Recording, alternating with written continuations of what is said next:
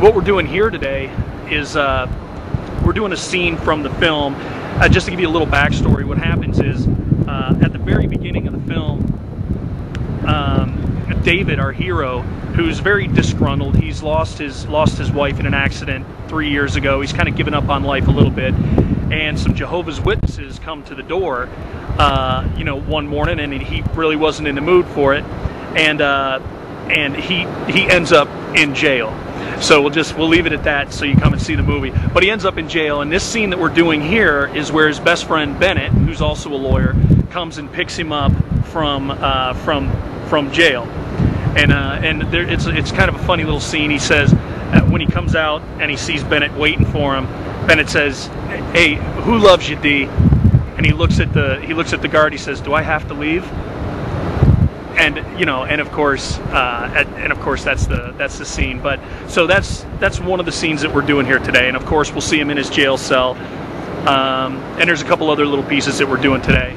I volunteered, to do this. I do photography on my own, on my side, and so this all interests me. It's very interesting to see how the process goes.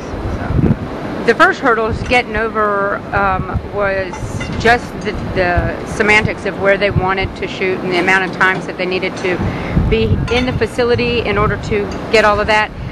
The little details that we don't think about, the amount of people and equipment. It's amazing the amount of equipment that they've got loaded into these trucks and the ability that they have to recreate an entire scene.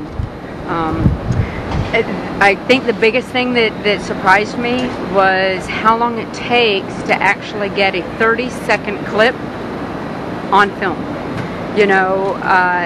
Take after take after take, trying to get the lighting right and the positions right and the marks right and all of that. So it's just been a very interesting project. I've loved doing it. It's a lot to try to keep track of, but they're great people, and all of it. They've all been very patient and kind and very accepting of our rules. So it's been a great process. When you were interacting with our staff, with corrections staff, have you got any feedback from this? Yeah, a little bit. They were excited to hear about it. They wanted to know what the movie was all about. Where was it going to be shown? Was it going to be in the big screen? All of that stuff. I had one officer jokingly ask me this morning on the way out, did you get permission to have that film crew in here? It was good that the chief allowed us to come in, and I think that they wanted to have it here was a good thing. So it shows us in a positive light where we're interacting with the community and we're willing to be involved with them. Talk to me just briefly about how you were able to do this logistics and not involve inmates and that sort of thing. Well, it took a little bit of scheduling. We managed to get some laundry stuff done early on in the morning so that they weren't interfering with that. We've just rerouted the paths that our inmates take. We're also utilizing the Genesis facility, which at present time is unoccupied with inmates. So it gives them a prime area for them to be able to bring all their equipment in, know that it's secure, and we don't have any security issues as far as inmates interacting with any of the cast and crew.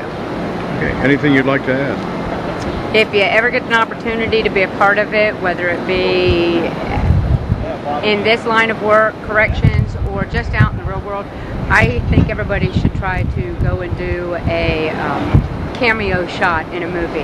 I think everybody would find it very interesting how difficult their job really is, and we think that actors and stuff get paid a whole lot of money for doing so little, but there's really a lot of work in it. All right, that's it, bro.